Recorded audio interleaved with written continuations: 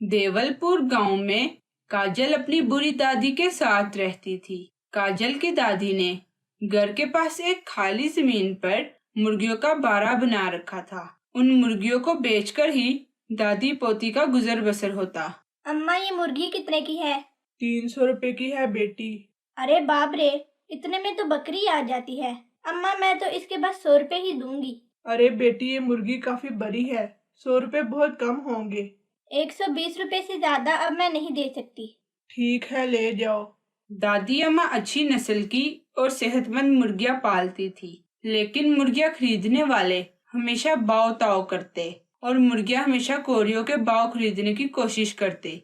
दादी अम्मा की आमदनी कोई इतनी खास नहीं थी। बहुत मुश्किल से दादी पोती का गुजर बसर होता। दादी, आपने मुर्गी इतने कम दाम में क्यों बेची? अब क्या करूं बेटी, तू तो देख ही रही है मेरा हाल।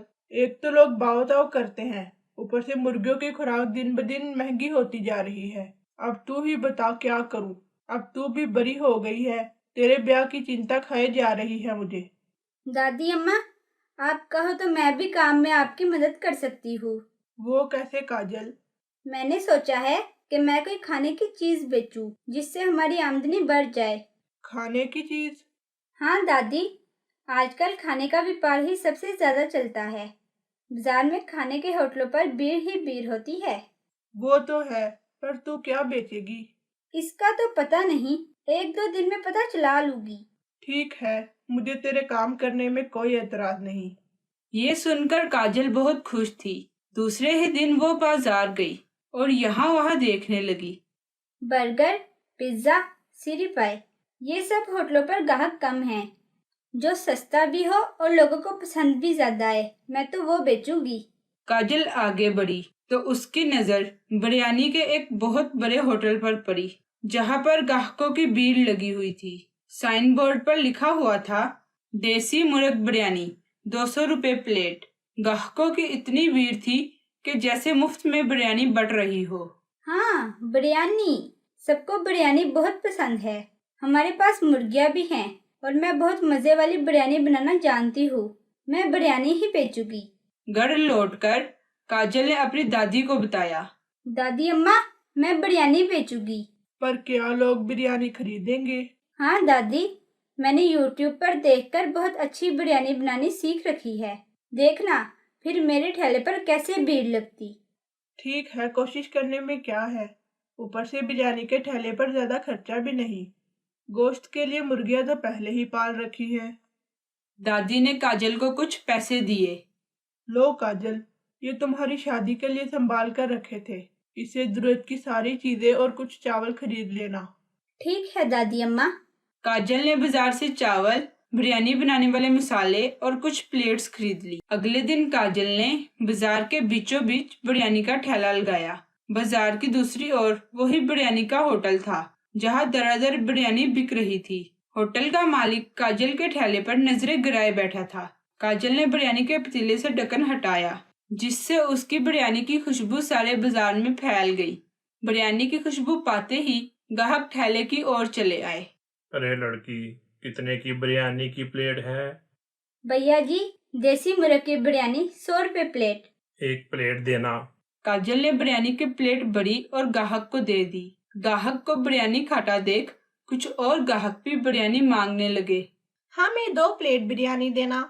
जैसे जैसे ग्राहक ऑर्डर दे रहे थे, काजल बिरयानी बेचती जा रही थी। काजल का ठेला नया था, बिरयानी भी सस्ती और मजेदार थी। वहाँ पर ग्राहकों की भीड़ लग गई। ये बात होटल के मालिक शर्मा से देखी नहीं गई। वो जल बुन रहा था। पहले ही दिन काजल की अच्छी खासी कमाई हो गई थी।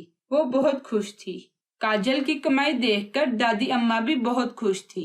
अच्छी बात है बेटी, तू ऐसे ही हमेशा खुश रहे। काजल को अच्छा लग रहा था क्योंकि वो अपनी दादी की मदद कर पा रही थी। दादी ने बहुत मुश्किल से काजल की परवरिश की थी। अगले कई दिनों से काजल की बिरयानी का ठेला अच्छा चल रहा था। ग्राहकों की भीड़ जमी रहती थी और काजल की कमाई भी खूब हो रही थी। शर्मा परेशान था। उसका होटल सुना पड़ा रहता था। ग्राहक उसके होटल से इस तरह गुजरकर ठेले पर जाते जैसे वो उसके होटल पर कभी आए ही नहीं। शर्मा ने अपने जासूस से पता चलाया कि काजल की इस सस्ती बिरयानी का राज क्या है। अरे ओ मांगो, देख देख क्या हाल हो गया है हमारी दुकानदारी का। मेरी बात सुनो, इस काजल ने तो हमारा सारा धंधा ही चौपट कर दिया। हमें तो रोटी के लाले पड़ गए। मालिक, तुम ठीक कह रहे हो। गाकू की टिप से मेरी जेब हर वक्त नोटों से भरी रहती थी। अब मेरी जेब में पैसे तो क्या, एक खोटा सिक्का भी नहीं होता। अरे ओ मांगो, मैंने भी सोच लिया है इसका धंधा कैसे बंद करना है। नहीं तो ये लड़की हमारी सब अय्याशियां बंद करा देगी। मरी हुई मुर्गियों की बिरयानी गाकू को खिला खिला कर जो पैसा इकट्ठा किया था वो तो अब हमने अपनी अय्याशियों पर उड़ा दिया। अब तो होटल बिकने की नौबत आ गई। मालिक, फिर हम क्या करें? अरे मांगो, इतना भी दिल छोटा मत कर। मुझे पता है क्या करना है। तू ज्यादा होशियारी मत दिखा, बस जो मैं कहता हूँ वो करो। देख मांगो, रात को अपने लोडर ट्रक का तेल पानी अच्छी तरह से चेक करके रखना। रात होते ही जब सारी बस्ती सो रही थी तो शर्मा अपना ट्रक लेता है और काजल की दादी के मुर्गियों के बारे में पहुंच जाता है। मांगो और शर्मा मिलकर बारे की सारी मुर्गियां ट्रक में भरकर वहां से रफू चक्कर हो गए। हाय दादी अम्मा, हमारी मुर्गियाँ कहाँ गई? रात को तो बाड़े में ही थी। अरे बेटी, लगता है चोरी हो गई है। दादी अम्मा, मुझे तो शर्मा पर पूरा शक है। मैंने कुछ दिन पहले उसके नौकर को बाड़े के गेट चक्कर लगाते देखा था। उसने चुराई है हमारी मुर्गियाँ। देखा नहीं, वो रोज बाजार में लोगों से मेरा ठेला बंद कराने की बातें कर रहा होता है। वो इलाके के म्युनिसिपल अफसर के पास भी गया था और उसे मुंह मांगी रिश्वत देकर मेरा ठेला बंद कराने का भी कहा था, लेकिन उस ऑफिसर ने भी उसे मना कर दिया क्योंकि उसकी बीवी मेरी बिरयानी की बहुत शौकीन है। चलो दादी, हम अभी जाकर थाने में रिपोर्ट दर्ज कराते हैं। अरे बेटी, क्यों दुखी होती हो? ले जाने दो शर्मा को मुर्गियाँ। हम बेआसरा औरतें हैं। हम इन समाज के दुश्मनों का मुकाबला नहीं कर सकते। फजूल के झंझट में पड़ने की जरूरत नहीं। वैसे क्या फर्क पड़ता है, लगाना तो ठेला ही है।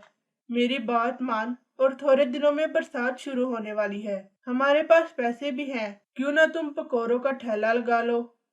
कुछ दिन गुजरे, बरसात शुरू हो गई। अगले दिन काजल ने अपना ठेला लगाया और पकौड़ों वाली कढ़ाई में बैल वाले कूलू से लाकर खालिश सरसों का तेल डाला और पकौड़े तलना शुरू कर दिए। शर्मा अपने होटल पर बैठा उसे इतना खुश देखकर कुछ हैरान हुआ, लेकिन उसे समझ नहीं आई कि आखिर बात क्या है। पकौड़े तलते हुए काजल बोली, कुरकुरे पकोड़े, सरसों के तेल वाले पकोड़े, ऐसे जायके वाले पकोड़े कहीं नहीं मिलेंगे।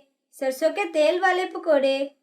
सरसों के तेल वाले पकोड़े सुनकर कुछ ग्राहक काजल के ठेले पर आए। इन्होंने पकोड़े खाए। वाह वाह, मजा आ गया। सरसों के तेल वाले पकोड़ों की खुशबू और जायका ही अलग है। अरे वाह, ये तो कमाल है। ये तो दूसरे पकोड़ों से बिल्कुल डिफरेंट है। इस दिन काजल के ठेले पर अलग ही गहमा गहमी थी। कुछ लोग काजल के साथ वीडियोस बनाकर यूट्यूब पर अपलोड कर रहे थे और कुछ लोग तस्वीरें बनाकर ट्विटर, इंस्टाग्राम और फेसबुक पर दरादर शेयर कर रहे थे। काजल कुछ ही घंटों में मशहूर हो गई। उसने एक ही दिन में अच्छा मुनाफा कमाया। जब यूट्यूबर काजल से इंटरव्यू लेने आए तो उन्होंने पूछा कि बिरयानी से एकदम पकौड़ों का ख्याल कैसे आया, तो उसने उनको सारी बात सच सच बता दी, जिसकी वजह से शर्मा और मांगो का घर से निकलना मुश्किल हो गया। वो जब भी घर से निकलते तो लोग चोर चोर और कुकरू कू की आवाजें लगाते। वो दोनों मारे शर्मिंदगी के बस्ती छोड़कर 9-2-11 हो गए और इस तरह काजल ने अपनी अच्छी सोच के साथ दुश्मनों को बस्ती से भगा दिया और खुद अच्छा बंगला और गाड़ी लेकर अपनी दादी के साथ खुश खुश जिंदगी बिताने लगी।